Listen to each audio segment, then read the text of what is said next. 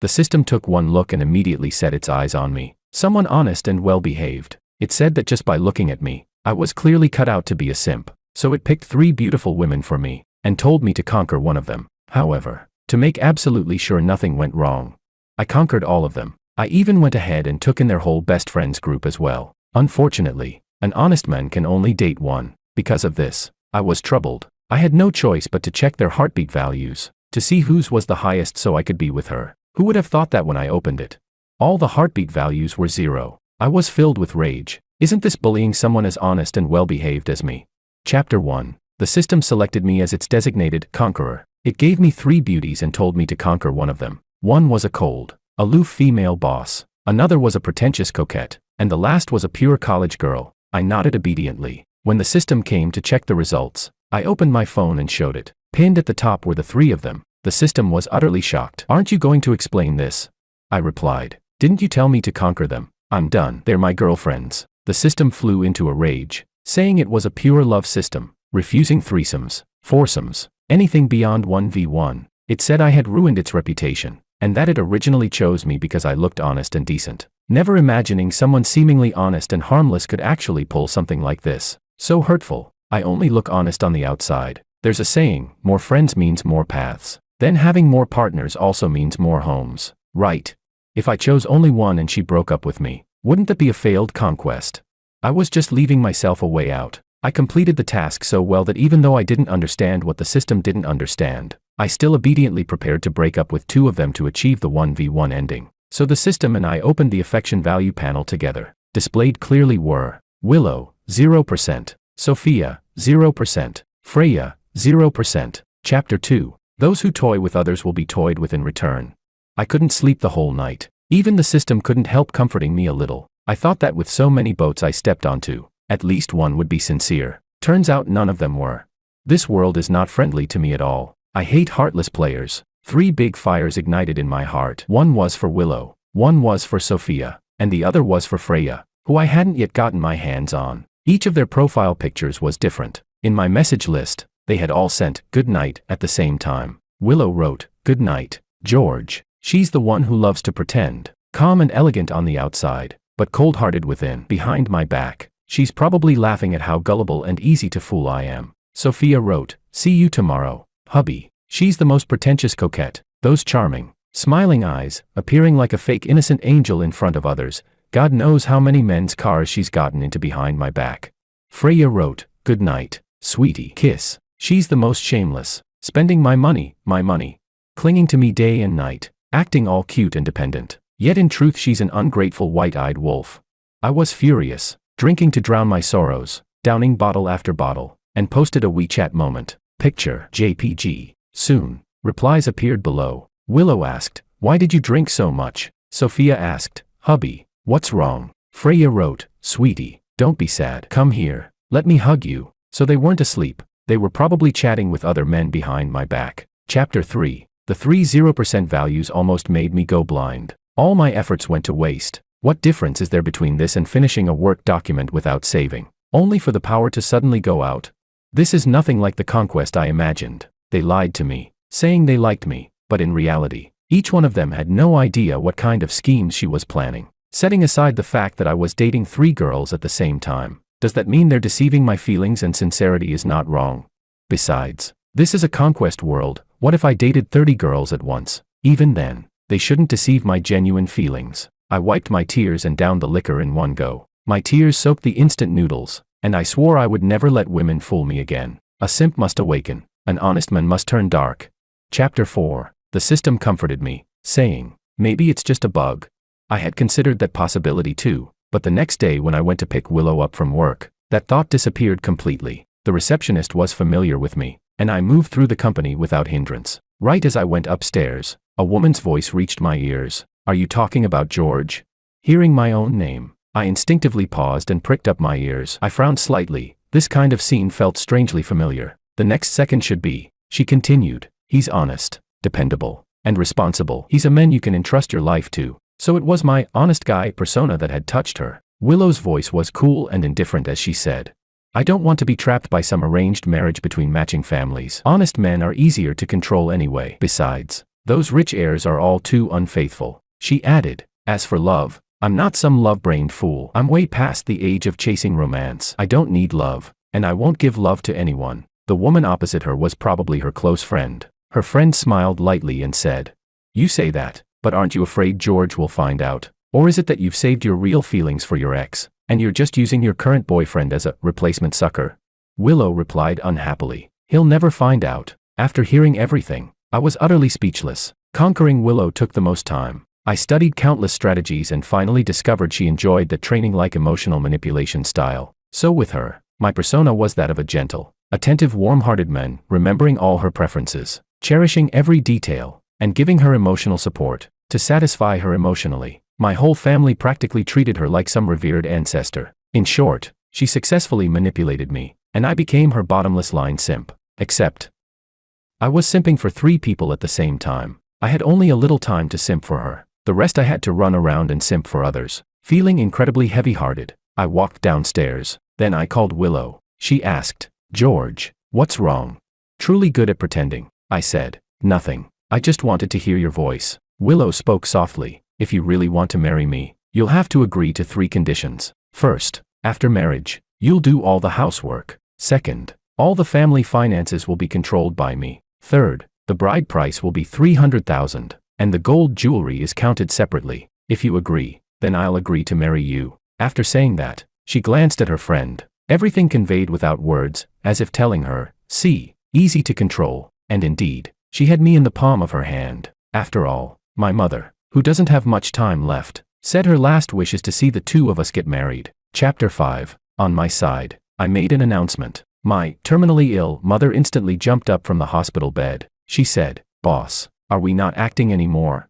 I replied, "Yes, it's time for the final curtain." She wiped her pale face and said, I even thought your woman would come today." So I put on 3 layers of powder. I stuffed her payment into her hand. I also asked her to tell my dad and my sister that filming was wrapped and they could clock out too. Willow called me. "George, when we go see your mother later, let's discuss the engagement again." I replied, "No need." I sighed and said, "My mom is gone." Her voice trembled. "What?" I said, "My dad and my sister were too anxious after hearing the news. They rushed over and got into a car accident on the way. They're gone too." There was a long silence on the other end. Then Willow said, "George, don't joke around like that." "Heh, who's joking with you?" I said, "The crematorium already took them away before she passed. My mom told me to break up with you. Let's part ways peacefully." I choked up and continued. "She said a woman like you can't be my wife. She told me to think carefully. I don't want to break up with you either. But my mom said this was her last wish. If we stay together, I'd be the world's biggest unfilial son. During her 7-day soul return she'll definitely come find me." "Willow, I'm a mama's boy. I can't disobey my mom. We should break up." Before Willow could react, I quickly hung up the phone. I wiped away the non-existent tears at the corner of my eyes. Then I called out to the side, "Everyone, come get your wages." The woman who played my mother held the card with a delighted smile. She said, "Boss, you're too generous."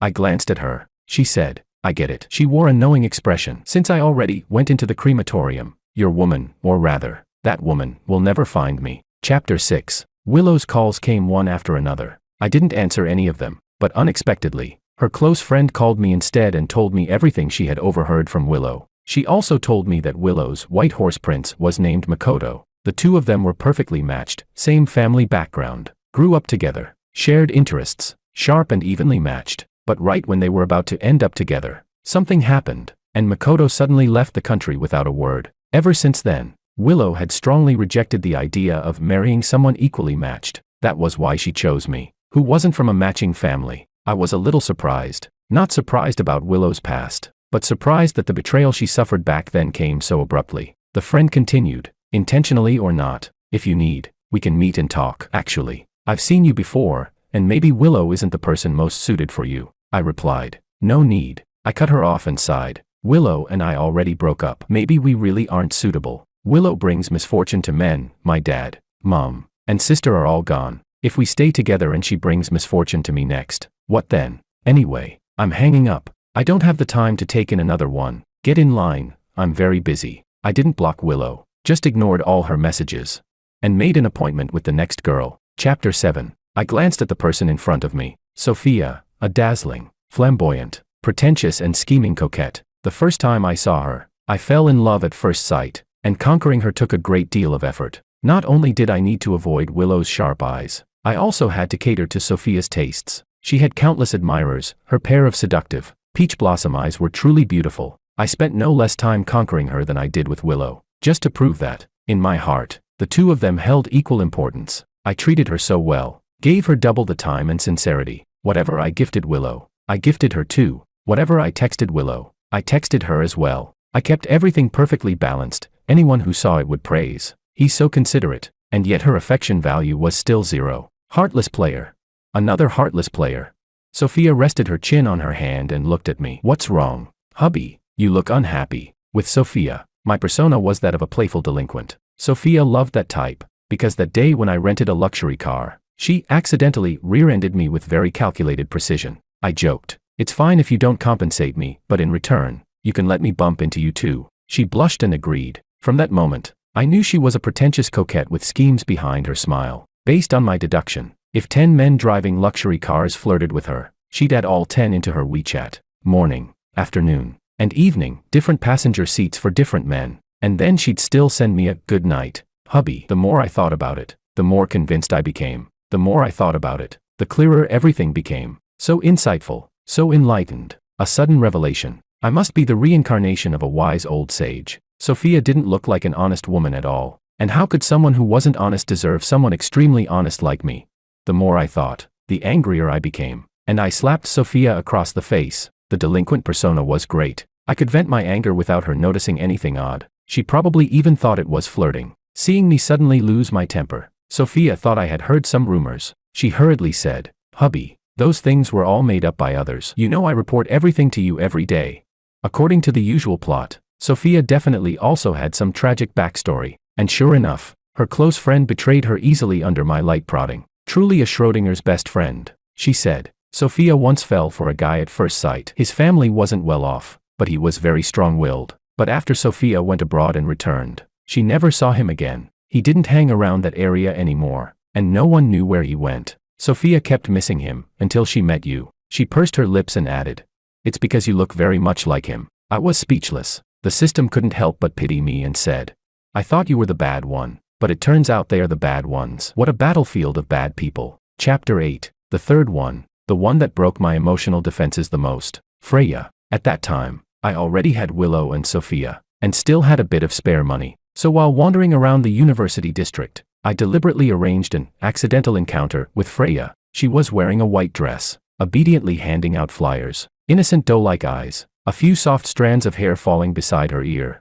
This kind of pure, innocent girl was perfect for someone honest like me. She called me sweetie, sweetie every time she opened her mouth. I supported Freya with $2,000 a month. A broke guy like me was actually keeping a woman. Maybe I didn't notice Freya's logo Les Haute Couture. Maybe I overlooked her expensive necklace. Or maybe she acted so convincingly that I truly believed she was a poor college girl. Thinking back now, right, how could ordinary people look as if they were glowing from a distance? A female lead couldn't possibly have no background. When my private investigator told me who she really was, I felt like I'd been struck by lightning. The heiress of the Mu family, a wealthy young lady. According to the investigator, she already had a princess temper back in school. Walking around pretending to be a poor, innocent girl was purely her personal quirk. Calling me sweetie so obediently was all hard acting. What about my 2,000? 2,000 is money too. A canary is still a bird. It's just the low-end version of 20 million and a golden canary. That was the best I could offer. You have no idea how much pain I felt every time I sent her money, and yet I still persisted, month after month. Doesn't that count as sincerity? I simply couldn't understand. The pretentious coquette draining my money was one thing. But how come both the rich female boss and the heiress also needed me to spend money on them? What kind of logic was that? I was deeply hurt, and since I was hurt, I tried to dig out Freya's backstory. Maybe she once had a crush who was poor, so she dressed up as a poor girl to reminisce about him. But after digging and digging, there was nothing. Absolutely nothing. Isn't that just pure madness?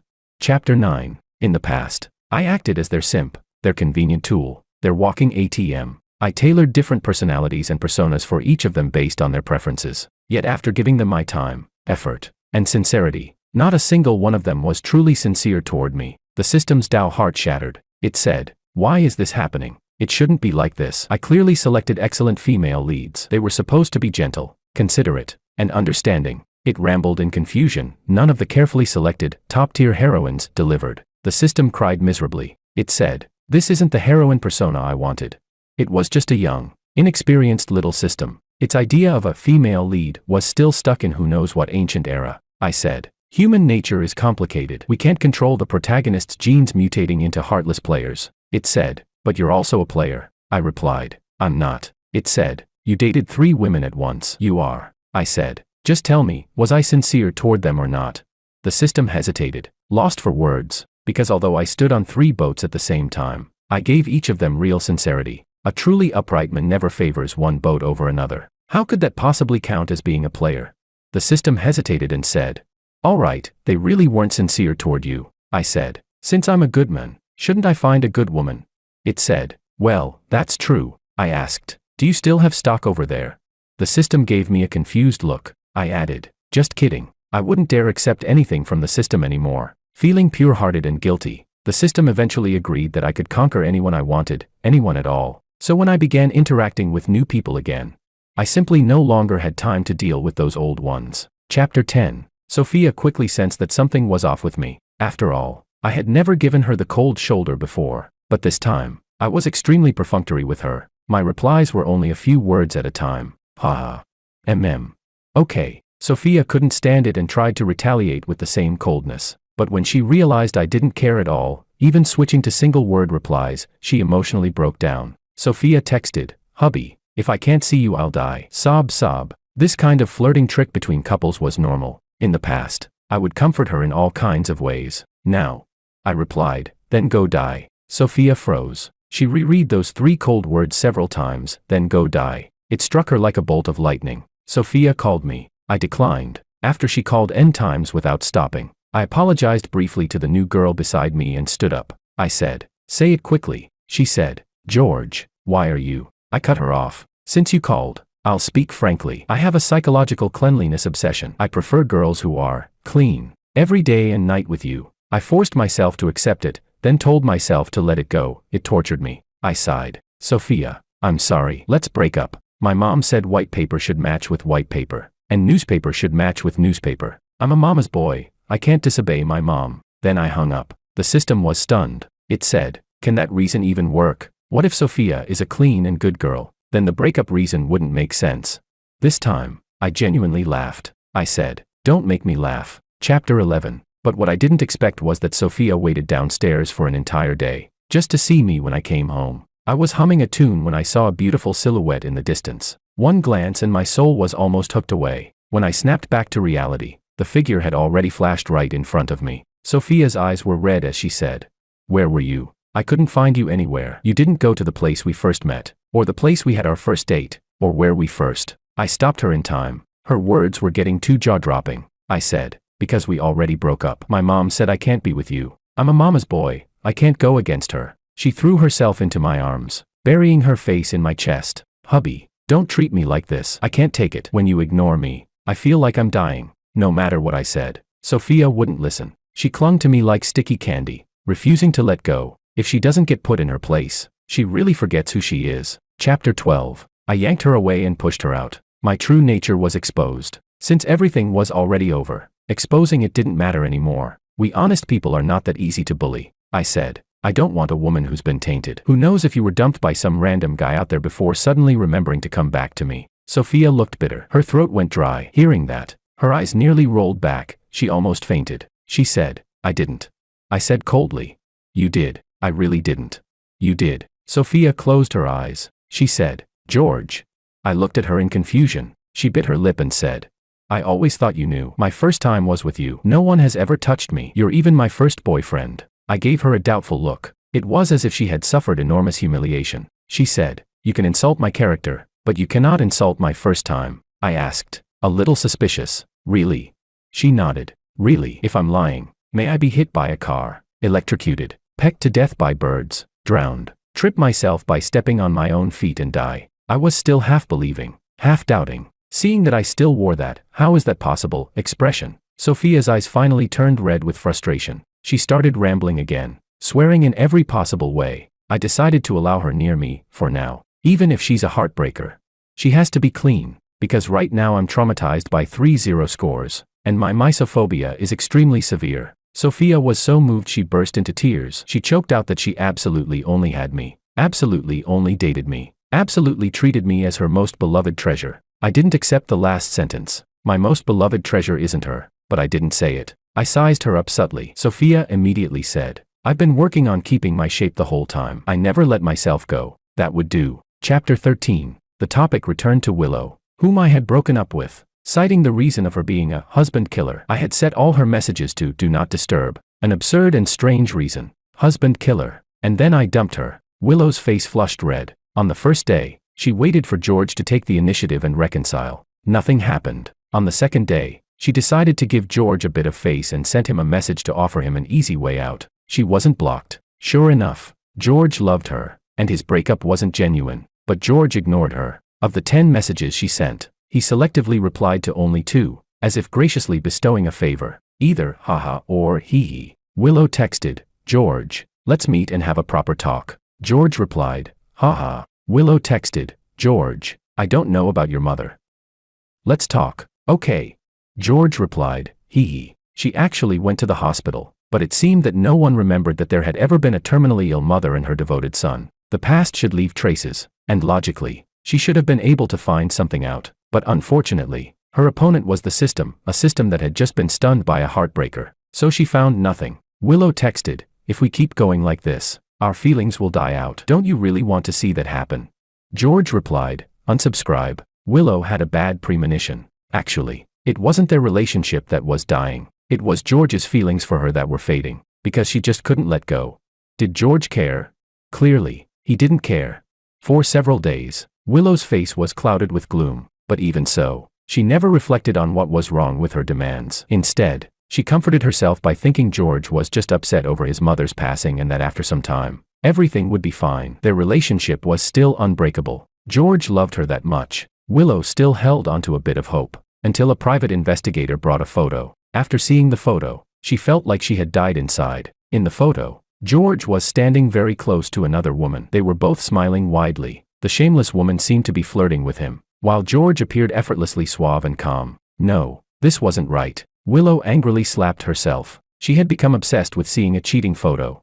It hadn't been like this at the beginning. She was the one in control, the dominant one, the one on top. Willow pressed her lips tightly together and began dialing frantically. 1, 2, 3, 4, 5, 6. No one answered. What did this mean? What did it really mean? Finally, a call was answered, almost grudgingly. On the other end, George casually said, what's the matter? Can you stop being paranoid? Find something to do. If you can't find anything, just scroll through your phone. Willow trembled with anger and threw her phone. Actually, I hadn't decided how to deal with Willow yet. This woman was skilled in pickup artistry. Clearly an age gap relationship. She had pursued me first, but in the end, I was the one acting like a simp, spending money on her. After all, men should spend money when pursuing women, but when women pursue men, they're actually giving men a chance to chase them. So, men should still spend money. This is probably the dilemma of men. So, even though I had said we were breaking up, I would still reply when she was about to snap, just to keep her dangling. Let her ponder over my responses while having no time to figure out where I actually was. This was a strategy. Chapter 14. As for Freya, she lied to me, and she did it convincingly. Pretending to be a poor girl, she played the part quite well, but I've seen through them all, whether they're short on cash or not.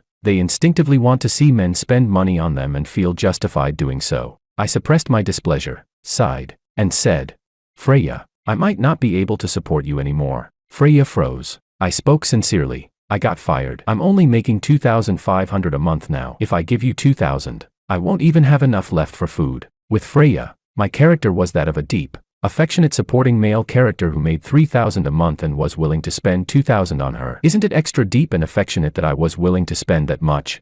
Freya, with her eyes narrowed into a smile, said, it's okay. I'm doing part-time work now, and I make a decent amount. I can also support Sweetie. Damn, am I finally going to see some money returned to me? I wanted to shake her shoulders and shout, heartbreaker, pay me back, and then tell her to get lost.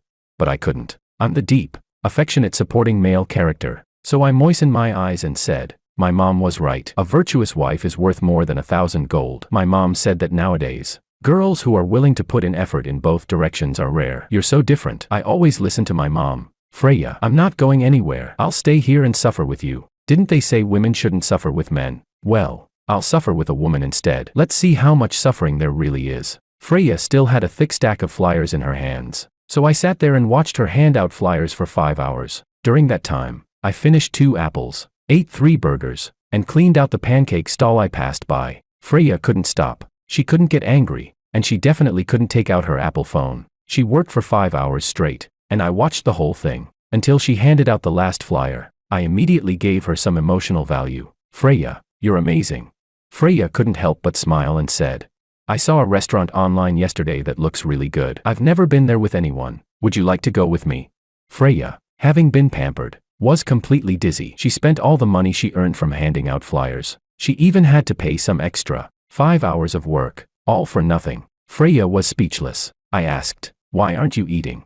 She said, I'm not hungry, because after 5 hours of standing, her muscles were stiff, and Freya had never felt this bad about money before. She was probably starving. I continued eating a lot, not leaving a single bit. Heh, now I finally understand how good it feels to spend someone else's money. Chapter 15. Out of the 3 of them, Sophia had the most talent. She quickly accepted my true nature. I thought she might have some sort of tendency or trait that led her to this. That's right, otherwise, how could she fall for a delinquent like me?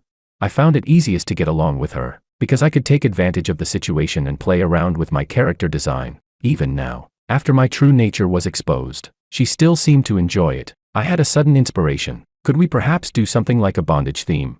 It didn't seem like she'd be surprised. Sophia asked, honey, what are you thinking about? I said, thinking about you. Sophia froze, then kissed my neck with affection. She said, honey, I'm so happy. What? Is being tied up really that happy? I didn't know what she was so happy about. George. A sharp voice interrupted the moment between Sophia and me. Chapter 16. Not far away, a woman wearing a black mermaid dress got out of a car. Her face flushed. She was clearly heading to some kind of party. Willow, indeed, was heading to a party. Halfway through the drive, she casually glanced outside the window and saw a scene that would stay with her forever. A strange, smelly woman was kissing George. In an instant, her blood rushed to her head. Willow almost passed out. In a panic, she urgently called for the driver to stop the car and rushed out, heading straight for the other woman. She gritted her teeth and shouted, George, come here. I didn't move. This was the first time I'd seen Willow after I set her messages to Do Not Disturb. She looked like she was about to go mad. She screamed.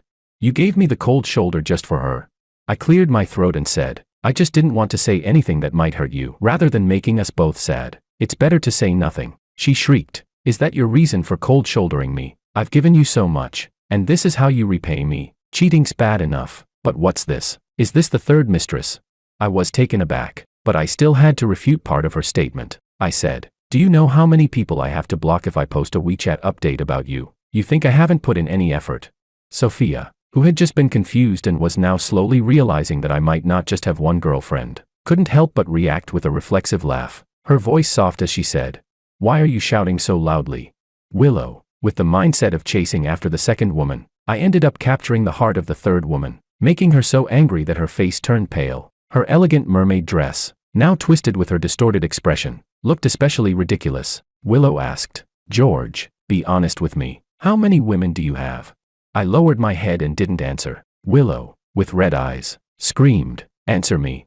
Sophia, who couldn't hold back any longer, snorted and said, can you have some class? Stop yelling like that. Willow cursed. Bitch, playing the role of the rightful wife. No one expected it, but Willow slapped Sophia across the face. Sophia had had enough. She shot back. Are you crazy? You're the one who's a bitch, and you're the one who's the mistress. Everyone knows that.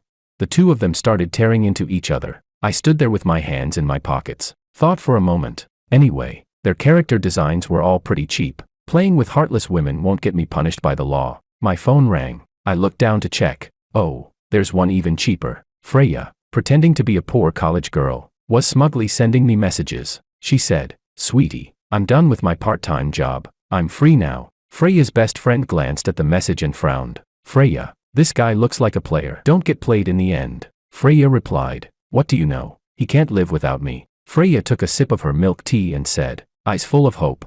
If a man likes you, he'll want to spend money on you. Give you the best of everything. I've tested him. He makes 3,000 and spends 2,000 on me. You have no idea how much he loves me. She didn't mention that I was the one suffering with her, watching her stand for 5 hours a day. However, by the end, Freya didn't receive a message from me. What had just come out of my mouth was the slap of rejection. Freya was speechless. She held back her temper and made a call. It was rejected. She called again, rejected again, called again, still rejected. Her best friend asked, "What's going on?"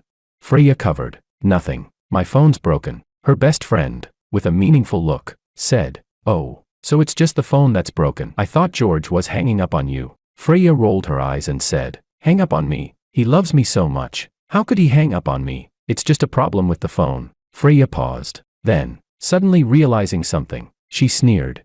"Wait, what did you just call him?" Chapter 17. I stood at the door of the hospital ward. Inside the ward, there were 2 beds, Freya on the left, and her best friend on the right. Both of them had a series of scratches, slap marks, and bruises on their heads, necks, abdomen, and legs. I subtly glanced at the ward number. It was a crazy coincidence. The next room was where Sophia and Willow were. Both of them had ended up in the hospital after a fight. As soon as Freya saw me, she eagerly called out, "Sweetie," but the movement pulled at her wounds, and she couldn't help but hiss in pain. Her best friend quietly stayed by her side, silent, looking even worse. Her whole body was covered in bruises, and the swelling on her face hadn't even gone down. I asked, "What happened? How did you two end up fighting?" From the looks of it, the fight was intense enough to land both of them in the hospital. Neither had held back. Her best friend spoke softly. "It's nothing. We just had a little disagreement." Honestly, compared to Freya, she seemed like a completely different person. I asked with interest, "What's your name?" Her eyes brightened slightly as she replied, "Anna." Nice name. She had that leading lady vibe. Could be a potential target for a mission or conquest. Freya's murderous glare fell on her, but when she saw me, she reined it in. She said, "Sweetie, weren't you here to see me?" Her tone was tinged with a hint of grievance. I noticed the earring on her left ear. The system told me that the price of that earring was worth 10 years of my salary. I instantly felt a surge of indignation, so I ignored her and turned my attention to Anna, saying, "Rest up and recover." Chapter 18. As soon as I closed the door, Freya immediately raised her hand to slap Anna. She shouted, "I treated you like a best friend, and you're out here flirting with George behind my back." Anna smiled as she shook her phone, showing the contact list on the screen. She said, "Go ahead, hit me. Let's see if George doesn't pick up your calls. But will he pick up mine? If he knew your true nature, do you think he'd still want to be with you?" Freya was stunned. "You still have his number?" Anna rolled her eyes. "Why wouldn't I have it? He makes 3,000 a month, and you're totally fine taking 2,000 from him. You've been deceiving him, and now you're mad he's not talking to someone who should be talking to him." Freya bit her lip tightly. After a long pause, she coldly snorted, "Don't act like he's spending money on me out of love. Without me, he'd still spend money on others when he dates. I don't even need money from him. All I want is his attitude. If he loves me, he'll give me the best of everything." Anna responded, "Then if you love him, why would you be okay with him spending his money on you?" Freya was momentarily speechless. Anna continued, "Love is about genuinely wanting to make the other person happy, and it also brings disappointment when you don't get the same response. That's the truth. But what you want isn't love. It's your idealized version of love." Freya retorted, "So what? As long as he loves me, that's enough." I admit, I'm a little spoiled and throw tantrums sometimes, but George loves me just the way I am. He said before, his love for me is pure, and if he loves me, he'll accept everything about me. I was standing outside the ward, listening. I think she might have forgotten that she still had a pretty good face. With that face, of course, I could say any nonsense I wanted. Later, when I found out she was a rich heiress, I did some research on her. I discovered that on social media, Freya gave off this vibe of, "I don't need money, but I need lots and lots of love." Then it clicked. She was simply brainwashed by toxic spiritual quotes and was always playing games to test my obedience. I was busy, so I didn't have time to care about her childish fantasies and family issues. I said those things just to get her into my hands. Who would have known that her family issues were actually real? I used to think she had a great face. Now, I think she might as well just disappear. Chapter 19. The atmosphere in the other ward wasn't much better either. The ward was overcrowded, and there were no single rooms available. Willow and Sophia had to share a room. At least when they fought, they had some sense of moderation. After all, they weren't that young anymore. Having seen youthful and lively people, I couldn't help but click my tongue. Willow's brows were furrowed, and she relentlessly asked, "George, I'll ask you just one thing, and you answer me, who's the mistress?" The older they got, The more they cared, the younger ones didn't bother. But the older ones were the ones making a fuss, to be blunt. At this age, still insisting on knowing who the mistress is, really, the older you get, the more stubborn you become. Does it really matter who the mistress is? There's no mistress if there's no legitimate wife. It's just that I'm single, she's single, you're single, and she's also single, we're all just single, that's all. Sophia scoffed lightly. Of course it's you. How long have I known George? And how long have you known him? When I was in a strong, committed relationship with George, you were probably still on blind dates. George is not going to date you, this old woman, instead of me. And you, always acting like an independent, successful woman, how shameless can you be? Aren't you afraid your image will crash all over the news? Willow's face turned red with anger. She shouted, "Shut up, George, tell her. How long have we been together? We've already picked out an engagement ring. You, someone who's not even worth being called a proper person, just barging into someone else's relationship. How haven't you been hit by a car yet?" Sophia immediately fired back. An engagement ring. We've already decided on names for our future kids. Do you think an engagement ring is worth anything? The keys to his luxury car are still in my hands. Well, Willow replied. He said he's going to buy me a house and put it in my name. Sophia retorted, I only have to say one word, and he'll give me land. What's your crappy house even worth? I was speechless, listening to them argue like they were at a market fighting over discounted eggs. I told them both to shut up. They instantly fell silent and turned to look at me in unison. After a moment of contemplation, I decided to use my diplomatic skills. I said, neither of you is the mistress, but the effect wasn't great. I had to resort to the avoidance method. I said, I think the doctor's calling me. I'll go check. Chapter 20. I had just dealt with one situation when another one broke out. Freya kicked Anna out of the ward, claiming that Anna had left on her own. Then she started acting pitiful and tried to coax me over. Dealing with the older ones was already annoying enough, and now I had to handle the younger one too. I said, you're the Moo family's heiress, right?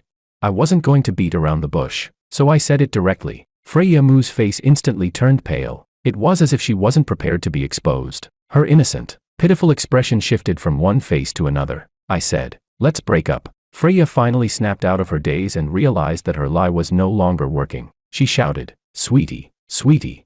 Freya, flustered, rushed forward and wrapped her arms around my waist. She said, sweetie, listen to me. Please listen to me, okay?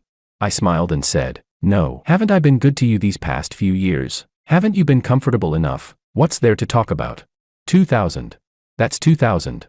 From now on, I only want this kind for free. I said, let's not meet again in the future. Freya looked a little panicked. Her instincts told her that if she didn't do something now, I might really walk away. Everything she had said to Anna before was just for show. Now she wasn't sure whether George would actually leave her. She said, sweetie, it's all my fault. All my fault. My family has money. Lots of money. I'll give it all to you. I'll give it all to you. Okay, please don't leave me. Don't abandon me. I was speechless. She had been deceiving me on the outside and pretending to be weak in the ward, but now she was the one begging me. Chapter 21. Freya kept persistently clinging to me. After bringing the two girls water in the ward, I completely forgot about them, but when I was tangled up again, I found myself struggling more and more with time management. So troublesome, I couldn't even be bothered to make up any more lies. The system advised me. I told you, women can only be exquisite, not numerous. I said, what if looks and family background are all top-notch, but we ignore character? The system pondered for a moment and said, indeed, many exquisite people with good looks and family background can be considered to be worthy of you. They must be the very best in this world. Let's just keep playing the game and throwing them away until we find the very best. This way, we can still achieve a 1v1 ending. It was still so fixated on the perfect 1v1 happy ending. Why were there so many women around me? After thinking for a while, I secretly contacted Willow's dream guy. Makoto was truly her dream man, handsome, with well-defined features. He had already returned to his home country. Makoto laughed and said, do you need me to help you get Willow out of the picture? He raised a finger and added, I can, but I have one small request. I quickly nodded. He handed me a bottle of milk and said, I'm quite interested in you. Your looks fit my aesthetic. I was dumbfounded. He then spoke in a higher-pitched voice.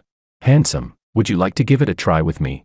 I immediately fled. As for dealing with Sophia, it was even more troublesome, because as I investigated, I realized her crush seemed to be on me, rushing to win me over. Just like Willow, the more I looked, the more it made my heart race. At this point, wasn't it even harder to shake her off? Chapter 22. No matter what I said, Sophia kept following me around. Ever since the incident in the hospital ward, It felt like she had been enveloped by a halo of saintliness. She found many excuses for my actions. She said, I know. It's because I haven't spent enough time with you. If someone else can be there for you, I'll be happy. She said, what's the harm in spending money outside? As long as you turn around, you'll always have a home waiting for you with the lights on. Was her brain kicked by a mule? Every time she appeared, Freya, who had been persistently clinging to me, completely lost it. She's who? Freya's eyes were red. Sophia, unfazed, gently linked her arm with mine. She said, honey, I told you not to mess with college girls. They're the hardest to handle. I pulled my hand away. It felt a bit disgusting. Her tone sounded like the desperate housewife who has been cheated on 365 days a year, pleading with her husband not to forget there's still a home waiting for him. When she was deceiving me with her affections, she did a decent job of it. Finally, Freya realized what was happening. Her eyes went dark, and she almost passed out. She leaned against the wall, gasping for air, and asked what was going on. Sophia, surprised, said, honey, doesn't she know?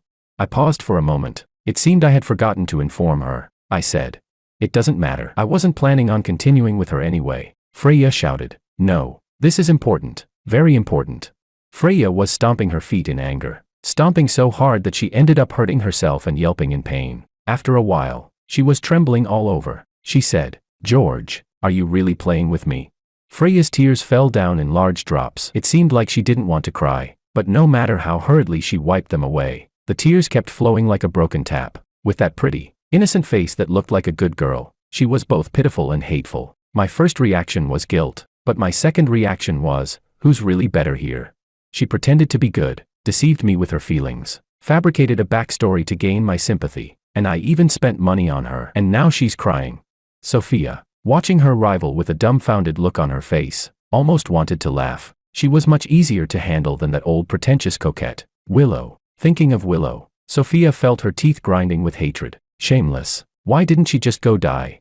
Sophia thought to herself, looking at Freya with more favor. This college girl's pride was so strong. It was clear she couldn't accept George having multiple girlfriends. With just a little guidance, she could completely disappear from George and her life. Freya didn't know if she was exhausted from crying or just numb from it. She strangely calmed down. I thought for a moment and said succinctly, let's break up. At the same time, Freya's calm voice rang out, and she said, I want to stay with you. I was left speechless. Sophia was left speechless. Freya stared at me, her gaze unwavering. She said, I won't break up. Sophia's expression cracked slightly. She struggled to maintain a good image in front of me and gently said, you're still young. Don't go down the wrong path. No matter how excellent or outstanding someone else's husband is, he's still someone else's husband. Her implication was clear. How shameless to go after someone else's husband. What does it matter how good someone else's husband is to you?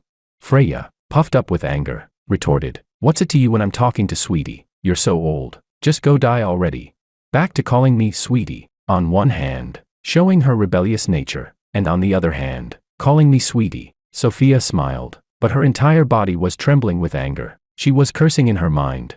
She lumped Freya and Willow together, but Freya had one advantage over Willow, and she had to keep a close watch on it. She was younger than Willow, and yet, George's gaze wavered. That's right, it was me. After watching this Freya for so long, I found myself unexpectedly developing some different feelings for her. Sophia quietly thought to herself, this is bad. People who pretend to be magnanimous are the easiest to break down, but she endured it. It was fine. There was plenty of time. She would drive every fly around George away, one by one. Chapter 23. In the end, given that I hadn't changed my ways, especially with the system's support to do whatever I wanted, the three of them decided to sit down and have a good talk with me. My intention was simple. If you can't stand it, just leave. Willow, clearly acting like she was in charge, said, are you all deaf? George already said, if you can't take it, just leave. Sophia softly said, shameless, aren't you the one who should leave? Freya's little leg secretly brushed against me under the table. I was speechless. What a lamp under the black, playing the role of the obedient one. They reached an agreement. Each of them could stay by my side. But I had to choose who to spend time with every day. Chapter 24. This system is quite troublesome. I still instinctively want to treat everyone equally, because I am a very good man. A good man treats everyone with the same care. Willow and Sophia, the old residents of the palace, have no new tricks, just good at whispering in people's ears. Freya, the newcomer, knows how to stir things up. When I turned to her sign, Freya was sitting next to me, scrolling through videos. 3 signs that a dog is a good dog. I glanced over when I heard her. She pretended her phone was casually playing this kind of content. Freya, all clingy, said. Sweetie, I pushed her away. No sense at all. Didn't you see I was busy? Being clingy is fine, but being overly clingy and turning into a sticky mouse trap is her fault. Chapter 25. The pure 1v1 system kept insisting. It was really good at convincing itself. It said, anyway, you haven't given anyone a definite title yet. As long as that title isn't settled, everything is 1v1 and the heartless women don't deserve any sympathy. That made a lot of sense. I wholeheartedly agreed. Heartless women only deserve revenge. But I still couldn't resist tweaking my own image. I said, my love is scattered, but my heart is true. From then on, I didn't have to look at the heartfelt value anymore, because deep down, I didn't care about their feelings at all.